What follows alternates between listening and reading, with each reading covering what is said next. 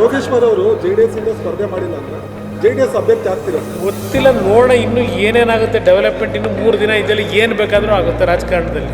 ಈಗ ಯೋಗೇಶ್ ಅವ್ರನ್ನ ನಾನು ಕಾಂಗ್ರೆಸ್ ಪಕ್ಷಕ್ಕೆ ಸೇರ್ಪಡೆಯನ್ನು ಮಾಡ್ತಾ ಇದ್ದೇನೆ.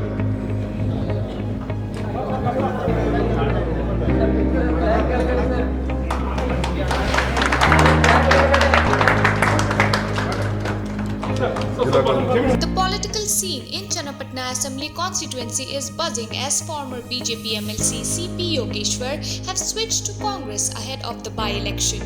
This comes after Yogeshwar met KPCC President and Deputy CM DK Shivkumar and later visited Karnataka Chief Minister Siddaramaiah together.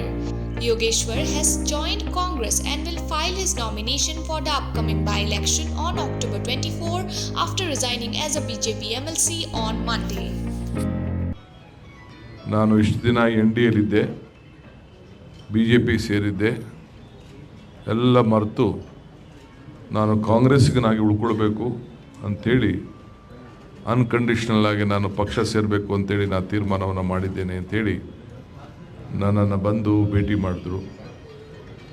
ತಕ್ಷಣ ನಾನು ಮುಖ್ಯಮಂತ್ರಿಗಳ ಹತ್ರ ಕೂಡ ಫೋನಲ್ಲಿ ಚರ್ಚೆ ಮಾಡಿ ಅವರನ್ನು ಕೂಡ ಭೇಟಿ ಮಾಡಿ ಇವತ್ತು ಅಡ್ಮಿಷನ್, ಯಾಕೆಂದರೆ ನಮಗೆ ಟೈಮ್ ಇಲ್ಲ, ಇವತ್ತು ಪಕ್ಷಕ್ಕೆ ಸೇರ್ಪಡೆ ಮಾಡಿಕೊಳ್ಬೇಕು ಅಂತೇಳಿ ನಮ್ಮ ಎಲ್ಲ ನಾಯಕರುಗಳ ಹತ್ರ ಚರ್ಚೆ ಮಾಡಿ, ಸೊ ಇವತ್ತು ನಾವೆಲ್ಲ ಚರ್ಚೆ ಮಾಡಿ ನಮ್ಮ ವರಿಷ್ಠರ ಗಮನಕ್ಕೂ ತಂದು ಅವರ ಅನುಮತಿಯನ್ನು ಪಡೆದು ಇವತ್ತು ಅನ್ಕಂಡೀಷ್ನಲಾಗಿ ಯೋಗೇಶ್ ಅವರು ಕಾಂಗ್ರೆಸ್ ಪಕ್ಷದ ಸದಸ್ಯತ್ವವನ್ನು ಈಗಾಗಲೇ ತೆಗೆದುಕೊಂಡಿದ್ದಾರೆ.